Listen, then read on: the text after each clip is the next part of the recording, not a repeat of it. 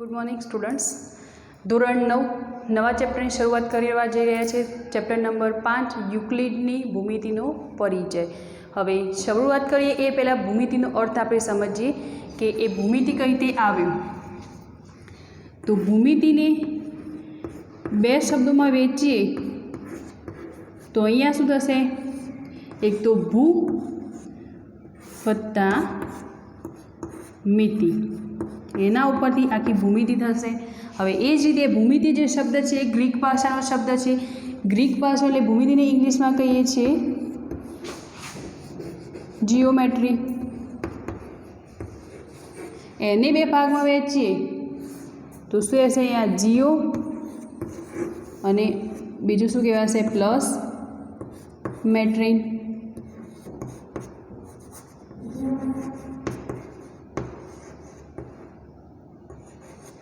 Jio plus મેટ્રિન, આનો અર્થ શું થશે? જીઓનો મતલબ શું થશે? ભૂમિતિ એટલે કે જમીન, ભૂ એટલે કે જમીન અને મેટ્રિન એટલે કે માપન। મિતિનો અર્થ પણ એ જ થશે કે માપન।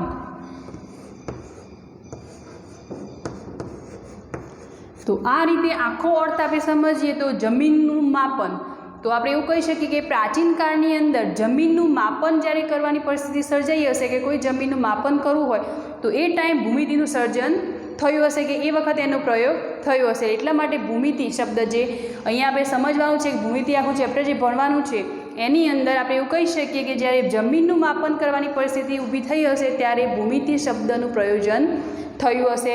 અને આ જે જીઓમેટ્રી કહ્યો એ ગ્રીક ભાષાનો શબ્દ છે અને એનો અર્થ થાય છે જીઓ પ્લસ મેટ્રેન। જીઓ એટલે કે ભૂમિ, ભૂમિને આપણે શું કહીએ છીએ? જમીન, અને મેટ્રેન એટલે કે માપન કરવું એટલે માપન। તો આખો અર્થ શું થઈ ગયો? જમીનનું માપન કરવું એટલે જમીનનું માપન કરવાની પરિસ્થિતિ દરમિયાન ભૂમિતિ શબ્દનું પ્રયોજન થયું હશે। હવે આ ભૂમિતિ શબ્દ જે છે એનું સૌપ્રથમ પ્રયોગ કોને કર્યો? એના પર ભૂમિતિ શબ્દ કોને આપ્યો? તો ગ્રીક ગણિતશાસ્ત્રી હતા એક ગ્રીક ગણિતશાસ્ત્રી કે જેમનું નામ હતું થેલ્સ, જેમને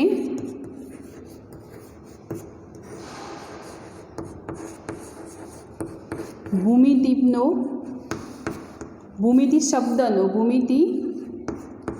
શબ્દનો પ્રયોગ કર્યો એટલે કે એમને સૌપ્રથમ ભૂમિતિ વિશે જણાવ્યું। ભૂમિતિ શબ્દ એમને સૌપ્રથમ પ્રયોગ્યો હતો। તો હવે એક વસ્તુ અહીંયા યાદ રાખજો, આ ચેપ્ટર છે એ થિયરિકલ ચેપ્ટર છે જેની અંદરથી 1 માર્ક્સના MCQ એટલે કે થિયરિકલ કંઈક પૂછાશે આની અંદર, કોઈ એક્ઝામ્પલ આની અંદર નથી પર્ટિક્યુલર। ચેપ્ટર બહુ નાનું છે પણ થિયરિકલ આની અંદર વધારે પડતું છે એટલે MCQ જે હેતુલક્ષી પ્રશ્નો છે એમાં વધારે પડતું આ યુઝ થશે। એટલે જે અહીંયા લખવાનું છે ખાસ નોટ કરજો કારણ કે આમાંથી જ તમને 1 માર્ક્સના પ્રશ્નો પૂછાવાના છે।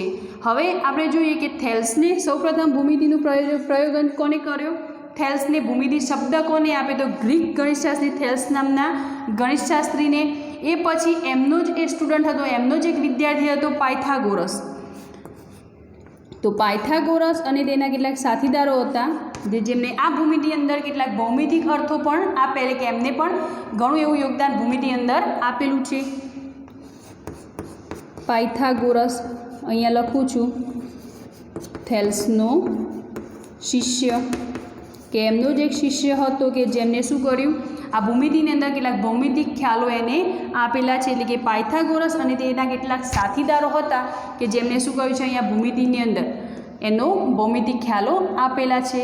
હવે એ જ રીતે બીજા એક સુલભા સૂત્ર જે ઈસવીસન 800 થી 500ની વચ્ચે જે સમયગાળો હતો એની અંદર સુલભા સૂત્ર કે જેની અંદર એ બહુ પ્રાચીન છે પણ એની અંદર પાયથાગોરસને જે પ્રમેય આપ્યો, આપણે ભણવાનું છે આગળ ધોરણ 10ની અંદર પાયથાગોરસ, તો પાયથાગોરસની તેમની રચના એને સુલભા સૂત્રની અંદર થયેલી છે। હવે આપણે જોઈએ થોડીક આગળ માહિતી પણ આમાં મેળવીએ કે કઈ રીતના પ્રશ્નો પૂછાતા હોય છે। જોઈએ યુક્લિડી ભૂમિતિના પરિચયમાં આપણે આગળ વધીએ, એના અર્થ વિશે સમજી ગયા આપણે કે ભૂમિતિનો અર્થ શું થાય છે।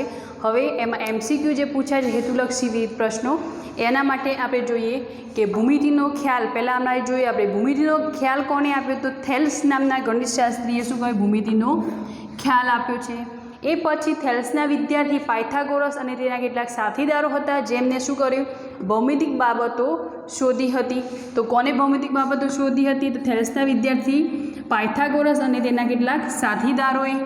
એ પછી આપણે જોઈએ કે શુલ્બાસૂત્ર. શુલ્બાસૂત્ર એ સૌથી પ્રાચીન છે અને તેમાંની રચનામાં પાયથાગોરસના સિદ્ધાંતની સાબિતીનો ઉપયોગ થયો છે. પાયથાગોરસનો સિદ્ધાંત આપણે ભણવાનો છે આગળના ધોરણમાં, એ વિશે પાયથાગોરસના સિદ્ધાંતની સાબિતીનો ઉપયોગ થયો હતો. એ કેમાંથી? તો શુલ્બાસૂત્રની અંદરથી થયો હતો. ને જે શુલ્બાસૂત્ર છે એ શેનું છે? સૌથી પ્રાચીન છે.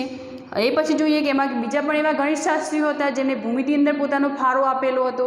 તો એ છે આર્યભટ્ટ, બ્રહ્મગુપ્ત, ભાસ્કરાચાર્ય વગેરે ભારતના ગણિતશાસ્ત્રીઓએ ભૂમિતિના વિકાસમાં ફાળો આપેલો છે. હવે આપણે જોઈશું કે પરિમાણ.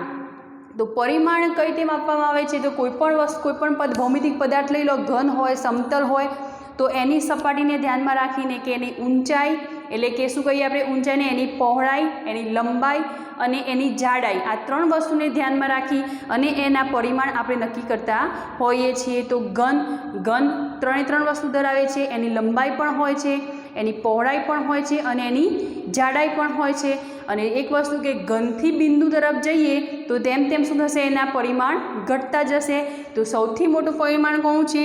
ઘનનું, કારણ કે ઘન લંબાઈ, પહોળાઈ અને જાડાઈ આ 3 વસ્તુ ધરાવે છે. તો એનું પરિમાણ કેટલું થશે? 3. હવે સમતલ. તો તમે કોઈ પણ સમતલ લઈ લો, આ રીતનું આ સમતલ છે, તો એ ખાલી શું ધરાવશે? એની પહોળાઈ અને લંબાઈ. તો એના માટે એનું પરિમાણ કેટલું છે? 2. રેખા લઈ લો, તો રેખાનું પરિમાણ શું થશે? રેખા અનંત સુધી વિસ્તરેલી હોય છે. તો આ રીતની કોઈ રેખા લઈ લો તો એ ખાલી શું ધરાવશે? એની લંબાઈ. મીન્સ કે એ જ્યાં સુધી વિસ્તરે છે એની લંબાઈ જ છે, ખાલી કેટલી લંબાઈની છે એ જોઈ શકો તમે. એની જાડાઈ કે એવું કંઈ હોતું નથી, માટે એનું પરિમાણ કેટલું થશે? 1. એ પછી લો બિંદુ. તો બિંદુ આ રીતનું હશે. તો બિંદુ એને કોઈ પરિમાણ કે કોઈ લંબાઈ, પહોળાઈ કે જાડાઈ હોતી નથી, જે અવ્યાખ્યાયિત છે. એટલે એનું પરિમાણ શું થશે? 0. અથવા તો અહીંયા લખી દઈએ કે અવ્યાખ્યાયિત છે. ક્લિયર થયું? તો આ થઈ ગયા પરિમાણ. આ પણ એક માર્ક્સની અંદર પૂછાઈ શકે છે, માટે ધ્યાન આપજો. અને હવે આપણે આવીએ યુક્લિડ ઉપર. તો જેનું મેન આપણે અહીંયા ચેપ્ટરની અંદર ભણવાનું છે એ જ કે યુક્લિડની ભૂમિતિનો પરિચય. એમાં યુક્લિડ વિશેની પહેલાં તો માહિતી લઈએ કે યુક્લિડ કોણ હતા. તો યુક્લિડ એ ઇજિપ્તના એલેક્ઝાન્ડ્રિયા શાળામાં ગણિતના એક શિક્ષક હતા. એ કઈ શાળામાં ભણતા હતા? એલેક્ઝાન્ડ્રિયા નામની ઇજિપ્તની કોઈક શાળા હતી, એમાં એ ગણિતના શિક્ષક હતા. એ પછી તેમની કેટલીક પૂર્વધારણાઓ આપી. તો તેમની પૂર્વધારણાઓ જે આપણે આ ચેપ્ટરની અંદર ભણવાની જ છે આગળ. તો પહેલાં તો જોઈએ કે તેમને પૂર્વધારણાઓ અને અગાઉ સિદ્ધ કરેલા પરિણામોને આધારે તાર્કિક સાબિતીઓ આપી ભૂમિતિનો વિકાસ કર્યો. એટલે સૌથી વધારે ફાળો કોનો છે આની અંદર ભૂમિતિમાં? યુક્લિડનો. તેમણે એલિમેન્ટ્સ નામના પુસ્તકમાં, એમનું પોતાનું પુસ્તક હતું. પોતાનું પુસ્તક કયું હતું? એલિમેન્ટ્સ. એ પુસ્તકની અંદર ભૂમિતિના કેટલા પ્રકરણો હતા? 13 પ્રકરણો લખ્યા હતા તેમને. એલિમેન્ટ્સ નામના પુસ્તકની અંદર એમને 13 પ્રકરણો લખ્યા અને એક પ્રકરણની અંદર તેમને કેટલી વ્યાખ્યાઓ આપી? 23 વ્યાખ્યાઓ. જોઈએ કે તેમને એલિમેન્ટ્સ નામના પુસ્તકમાં ભૂમિતિ વિશે 13 પ્રકરણો લખ્યા હતા. તેમણે પ્રથમ પ્રકરણમાં 23 વ્યાખ્યાઓ આપી હતી. અને આ જે 23 વ્યાખ્યાઓ છે એમની કેટલીક 7 વ્યાખ્યાઓ છે જે તમને આવેલી છે બુકની અંદર. એકવાર ખાલી એ રીડ કરી લેજો. જે 7 વ્યાખ્યાઓ આપણે એમાંથી ભણવાની છે, બરાબર. તો આ થઈ ગઈ યુક્લિડની માહિતી. હવે જોઈએ આપણે નેક્સ્ટ કે એની પૂર્વધારણાઓ આપણે ભણવાની છે. તો પૂર્વધારણાઓ 5 પૂર્વધારણાઓ જોઈએ આપણે યુક્લિડની પૂર્વધારણાઓ. યુક્લિડની આ 5 પૂર્વધારણાઓ છે. અહીંયા આપણે 4 લખી છે, 5મી આપણે પછી જોઈએ, કારણ કે મોસ્ટ અહીંયા બી પૂર્વધારણા હોય તો એ 5 ઘણીવાર એક્ઝામની અંદર તમને યુક્લિડની પૂર્વધારણાઓ પણ પૂછાતી હોય છે. તો ખાસ ધ્યાન આપજો. 1 બાય 1 આપણે સમજીશું. પૂર્વધારણા નંબર 1. પૂર્વધારણા 1 તમને શું કહે છે કે એક બિંદુમાંથી બીજા બિંદુમાં થઈને પસાર થતી સીધી એક રેખા મળે. તો સમજીએ કે આ કોઈક એક બિંદુ છે અને એક આ બીજું બિંદુ છે. એક બિંદુમાંથી બીજા બિંદુમાંથી પસાર થતી સીધી એક રેખા મળે. આમ આગળ વધશે, અહીંયા આગળ વધશે તો એક સીધી એક શું થઈ જશે? એક રેખા મળે. તો પૂર્વધારણા નંબર 1 એ કહે છે કે એક બિંદુમાંથી બીજા બિંદુમાં થઈને પસાર થતી સીધી એક રેખા મળે છે. બીજી પૂર્વધારણા શું કહે છે કે શાંત રેખાને અનંત સુધી લંબાવી શકાય. યુક્લિડ જે છે એ રેખાખંડને શું કહેતા હતા? શાંત રેખા. અનંત સુધી એને લંબાવી શકાય. તો આપણે શાંત રેખા પહેલાં તો જોઈએ. તો આ થઈ ગઈ આપણી શાંત રેખા, જેને યુક્લિડ શું કહેતા હતા? રેખાખંડ. આને રેખાખંડ કહેતા હતા. ને આને આપણે બીજું શાંતનો મિનિંગ શું થાય? આપણે ચેપ્ટર 1માં ભણ્યા છે. શાંત એટલે કે જ્યાં અટકી જતું હોય, જ્યાં આપણે નંબર કોઈ કાઉન્ટ કરી શકતા હોય, તો આટલી વસ્તુ આપણે કાઉન્ટ કરી શકીએ છીએ, તો આને શું કહેવાશે? શાંત. એટલે શાંત રેખાનો મતલબ શું છે કે એક રેખાખંડ. તો આને અનંત સુધી લંબાવી શકાય. તમે આ વસ્તુ આગળ લઈ જાઓ તો આ અનંત સુધી ખેંચાઈ શકે છે. તો એને આપણે શું કહીએ છીએ? શાંત રેખાને અનંત સુધી લંબાવી શકાય. એ પૂર્વધારણા નંબર 2માં આપણને કહેલું છે. હવે એ જ રીતે જોઈ લઈએ પૂર્વધારણા નંબર 3. પૂર્વધારણા નંબર 3 તમને શું કહે છે કે કોઈપણ બિંદુને કેન્દ્ર લઈ, કોઈપણ બિંદુ લઈ લો, એને કેન્દ્ર લઈ તથા કોઈપણ લંબાઈની ત્રિજ્યા, એટલે કે કોઈપણ લંબાઈની આ ત્રિજ્યા લઈ લઈએ. સપોઝ અહીંયા 5 સેન્ટીમીટર છે, તો કોઈપણ લંબાઈની ત્રિજ્યા લઈ વર્તુળ રચી શકાય. તમે કોઈ બિંદુ લીધું, એને કેન્દ્ર લઈ લો અને કોઈક સેન્ટીમીટરની કોઈપણ ત્રિજ્યા, કોઈપણ લંબાઈની ત્રિજ્યા લઈ અને એ બંનેને ધ્યાનમાં રાખી અને તમે એક વર્તુળ રચી શકો છો. તો પૂર્વધારણા નંબર 3 તમને શું કહે છે કે કોઈપણ બિંદુને કેન્દ્ર લઈ તથા કોઈપણ લંબાઈની ત્રિજ્યા લઈ વર્તુળ રચી શકાય છે. તો આપણે અહીંયા રચ્યું વર્તુળ, તો આ રીતે વર્તુળ રચી શકાય છે. ચોથા નંબરની પૂર્વધારણા છે, શું કહે છે? તે બધા જ કાટખૂણા એકબીજા સાથે સરખા હોય છે. પહેલાં તો કાટખૂણા. કાટખૂણા કોને કહેવાય? તો 90 અંશનો જે ખૂણો બનાવતો હોય તેને આપણે શું કહીએ છીએ? કાટખૂણા. અને આપણી પૂર્વધારણા 4 શું કહે છે કે બધા જ કાટખૂણા એકબીજા સાથે સરખા હોય. તો તમે 90 અંશનો ખૂણો બનાવતો હોય એવો એક આ થશે, તો આ કેટલો થઈ ગયો? 90 અંશનો. થોડોક મોટો લઈ લો હું ખૂણો, એના એ જ આકૃતિ પણ થોડીક મોટી કરી તો પણ આ કેટલું થવાનું? 90 અંશનો. એનાથી પણ થોડો મોટો લઈ લઉં તો આ કેટલો થવાનો? 90 અંશનો. એથી વિશેષ આખા બોર્ડમાં સમાય એટલો પણ લઉં તો પણ એક્ઝેક્ટ ખૂણો તો કેટલો થવાનો તમારા માટે? 90 અંશનો. તો પૂર્વધારણા નંબર 4 એ જ કહે છે કે બધા જ કાટખૂણા, જે 90 અંશનો ખૂણો, જે ખૂણો પડતો હશે એ કેવો હશે? તમે નાનો લો કે મોટો લો, કોઈ પણ આકૃતિ મોટી દોરો કે નાની લો, એ ખૂણા કેવા થવાના? સરખા જ થવાના. કે જે પણ આકૃતિ તમે અહીંયા દોરી, છેલ્લો મેં ખૂણો મોટો દોર્યો, પણ અહીંયા જે મળતો ખૂણો કેટલો મળવાનો તમને? 90 અંશનો. તો આ થઈ ગઈ પહેલી 4 પૂર્વધારણાઓ. આપણે જોઈએ પૂર્વધારણા નંબર 5, જે મોસ્ટ આઈએમપી છે. થોડીક ડીપમાં તમને સમજાવું પૂર્વધારણા નંબર 5. જોઈએ પૂર્વધારણા નંબર 5. પૂર્વધારણા નંબર 5 તમને શું કહે છે કે જો બે રેખાઓને કોઈ બીજી રેખા છેદે અને આ રેખાની એક જ બાજુ તરફના બે અંતઃકોણોનો સરવાળો બે કાટખૂણાના સરવાળા કરતાં ઓછો હોય તો પ્રથમ બે રેખાઓને આ ખૂણાઓ તરફ અનંત સુધી લંબાવતા તેઓ એકબીજાને છેદે છે. પહેલાં તો આપણે જોઈએ કે અંતઃકોણ. અંતઃકોણ કોને કહેવાય? બે રેખાઓ આપી છે તમને, તો આ રીતની બે રેખાઓ હશે.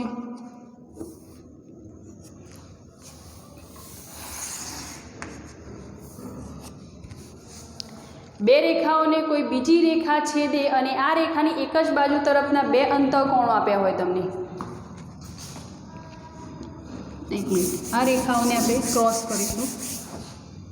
આ રીતની કોઈ બે રેખાઓ આપી હોય તમને. એક મિનિટ. તો જુઓ, આ રીતની કોઈક બે રેખાઓ તમને આપી છે અને એમાં બીજી કોઈક એક રેખા છે જે શું કરશે? છેદે છે. તો છેદતી હોય તો અંતઃકોણ, તો તમે ધોરણ 9 આગળના ધોરણમાં ધોરણ 8ની અંદર ભણ્યા જ છો કે આ રીતની કોઈ વસ્તુ હોય તો એમાં જે સી આકાર પડતો હોય એને તમે શું કહો છો? બધા અલગ અલગ અંતઃકોણ. અંતઃકોણ તમે કોને કહેવાય? અનુકોણ આવતા હતા, એ સાથે આવતા હતા યુગ્મકોણો. તો યુગ્મકોણ કોને કહેવાય? તો સી જેવો આકાર જે પડતો હોય, ઊંધો સી અને સીધો સી, તો એને આપણે શું કહેતા હતા? આ થશે અંતઃકોણ. અને અંતઃકોણ એકબીજાના પૂરક હોય છે કે આ જે ખૂણો પડશે, આ શું કહેવાશે? એકબીજાના અંતઃકોણ કહેવાશે.